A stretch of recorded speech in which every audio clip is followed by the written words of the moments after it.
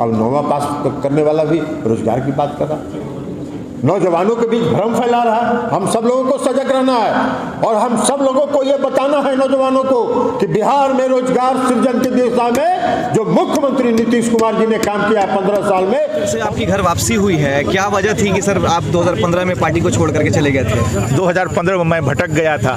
मुझे जब एहसास हुआ कि मैं भटक गया हूं तो पुनः अपने घर वापस आ गया। अब सर कैसा लग रहा है पार्टी? और बहुत अच्छा लग रहा है, बहुत सुकून मिल रहा है, बहुत अच्छा लग रहा है। पार्टी सर सुखद आनंद आ रहा है। बाबूजी ने इशारे में कर दिया कि 9वीं कक्षा तक पढ़ने वाला रोजगार की बात कर रहा है। नहीं, साफ साफ कहा कि आज़ादी से लेकर के 2005 तक के कार्यकाल को देख लिया जाए, जनसंख्या और रोजगार के अवसर जो उस समय सृजित हुए और जो हमारे नेता आदरणीय नीतीश कुमार जी के शासनकाल में जो सृजित हुए, पलड़ा हमारा भारी रहेगा, यह उन्होंने कहा। जो था वो पुरनका 303 वाला जो राइफल था वही लेकर खट कहाँ गोली फंस जाएगा पता नहीं चलता। नमस्कार, मेरा नाम है फैजान और आप देख रहे हैं पब्लिक लाइव। अभी हम लोग मौजूद हैं जनता दल यूनाइटेड के कार्यालय। यहाँ विनोद कुमार सिंह की घर वापसी हुई, जो पूर्व MLC बिहार जदयू की तरफ से रह चुके हैं, मधुबनी के रहने वाले।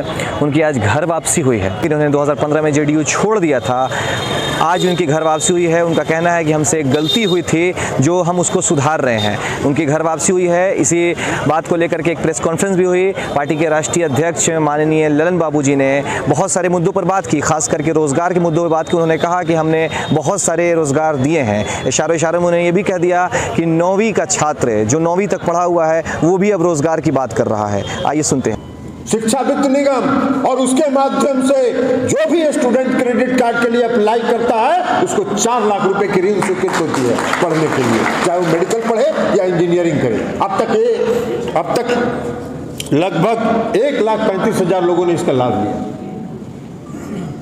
ये है रोजगार सृजन की दिशा में। अब 9वां पास करने वाला भी रोजगार की बात कर रहा है, नौजवानों के बीच भ्रम फैला रहा है। हम सब लोगों को सजग रहना है और हम सब लोगों को यह बताना है नौजवानों को कि बिहार में रोजगार सृजन की दिशा में जो मुख्यमंत्री नीतीश कुमार जी ने काम किया 15 साल में, 15 साल का काम कार्यकाल एक तरफ रख दीजिए और आजादी के बाद से 2005 तक का कार्यकाल एक तरफ रख दीजिए। नीतीश कुमार जी का पलड़ा भारी रहेगा। नीतीश कुमार जी का पलड़ा भारी।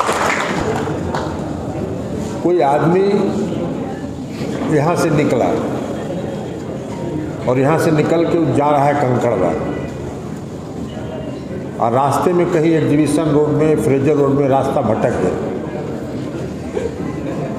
रास्ता भुला गया। तो रास्ता भुला के भी फिर वापस अगर कंकड़बाग घर में पहुँच गया तो उसका घर में स्वागत होगा ना। तो उसी तरह विनोद जी इस पार्टी में थे, इस पार्टी के साथ उनकी भावना थी। अब वो बीच में कहीं इधर उधर भटक गए थे, फिर आ गए। तो जैसे ये उनका अपना घर है, अपना परिवार है, अपने परिवार में और अपने घर में तो घरे वापसी न होगा, मिलन क्या होगा। तो इसलिए विनोद जी का स्वागत है।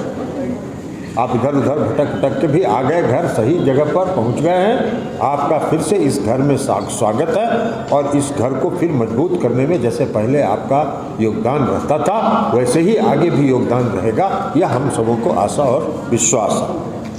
और अब पार्टी को काम करना है, पार्टी इसलिए कि बिहार में अपहरण का उद्योग चलता था। पुलिस के पास जो था वो पुरनका 303 वाला जो राइफल था वही लेकर खट कहाँ गोली फंस जाएगा पता नहीं चलता था। किसी को ट्रेनिंग ही नहीं था। आई जितना आधुनिक हथियार है वो सब गोदाम में पड़ा हुआ था। माननीय मुख्यमंत्री नीतीश कुमार जी ने कहा कि अगर बिहार में कानून का राज स्थापित करना है तो हमारे नौजवानों को, हमारी जो पुलिस फोर्स है उसको सड़क पर उतरना पड़ेगा, क्योंकि अपराधियों के पास आधुनिक हथियार है और हमारे पुलिस फोर्स के पास पुरनका 303 है। जब तक वो बट सीधा करेगा तब तक AK-47 से 40 गोली चल जाएगी। कौन समझ। तो माननीय मुख्यमंत्री जी ने साफ किया। तो आपने भी सुना पार्टी के राष्ट्रीय अध्यक्ष ललन बाबू को। हमारे साथ मौजूद हैं JDU के प्रवक्ता और बिहार में MLC नीरज कुमार। आइए इनसे बात करते हैं, क्या कहते हैं। रोजगार का मुद्दा लगातार उठता चला रहा है। पार्टी के राष्ट्रीय अध्यक्ष आदरणीय ललन बाबू जी ने इशारे में कर दिया कि 9वीं कक्षा तक पढ़ने वाला रोजगार की बात कर रहा है। नहीं, साफ साफ कहा कि आज़ादी से लेकर के 2005 तक के कार्यकाल को देख लिया जाए, जनसंख्या और रोजगार के अवसर जो उस समय सृजित हुए और जो हमारे नेता आदरणीय नीतीश कुमार जी के शासनकाल में जो सृजित हुए, पलड़ा हमारा भारी रहेगा, यह उन्होंने कहा। तो रोजगार की दिशा में जो हमने काम किया है भाई, कौन ऐसा थाना है जहां बेटी महिला पुलिस के रूप में नहीं है? कहाँ है, कहाँ था बिहार? 10 रुपया में इंजीनियरिंग की पढ़ाई पढ़ा रहे महीना। 38 इंजीनियरिंग कॉलेज हम लोगों ने खोला है बिहार में। जरा बताएं कि देश में कहाँ पढ़ाई होती है 10 रुपया प्रत्येक महीना पर? रोजगार के अवसर कैसे सृजित होते हैं? जब आधारभूत संरचना बनेगा। आप गांव के विकास को मानक मान लीजिए, बिजली उपलब्ध हुआ है, सड़क बनी है, रात में निकलने में किसी को डर लगता है। तो ये सब कारण है ना। पहले कौन आता है इस बिहार में? यहाँ के लोग, या मैं बताना चाहता हूँ आपके माध्यम से, ये आंकड़े हैं सरकार के, हमारे आंकड़े नहीं हैं। ये उस समय की सरकार के आंकड़े हैं। अनुमानित तौर पर 52% लोग, चाहे वह सीजनल या लॉन्ग टर्म, जाते थे बाहर कमाने के लिए। ये हालात था इस बिहार का। रोजगार भी दिए हैं लेकिन जमीनों में नहीं लिखवाए। ये सब काम हम लोग नहीं किए हैं। लेकिन अगर वो रोजगार का तेजस्वी यादव बात करते हैं तो आपके पिता ने आपके नाम पर जो जमीन लिया है, पहले वो लौटा दीजिए, तब रोजगार की बात करिएगा। उन्होंने तो सर 10 लाख का वादा किया था कि आएंगे तो सर 10 लाख नौकरी रोजगार देंगे, तो सर वैकेंसी, अरे मुंह से राजनीतिक पटाखा छोड़ने में दिक्कत है। ये छुरछुरी पटाखा है। इनको पता है कि पद सृजन कैसे होता है, पदवार संक्रमण लिस्ट कैसे बनता है, रोस्टर कैसे बनता है। मैं चुनौती दे रहा हूँ, आप झटके में पूछ दीजिए जरा सा कि कैसे बनता है। माननीय तेजस्वी यादव जरा बताइए इसको। अधियाचना भेजी जाती है, सब कुछ भेजा जाता है। मैं यही पूछ रहा हूँ कि रोजगार के अवसर के तरीके और वातावरण। ये बेचारे संपत्ति क्रेडिट कार्ड बनाते थे, हम स्टूडेंट क्रेडिट कार्ड चला रहे हैं।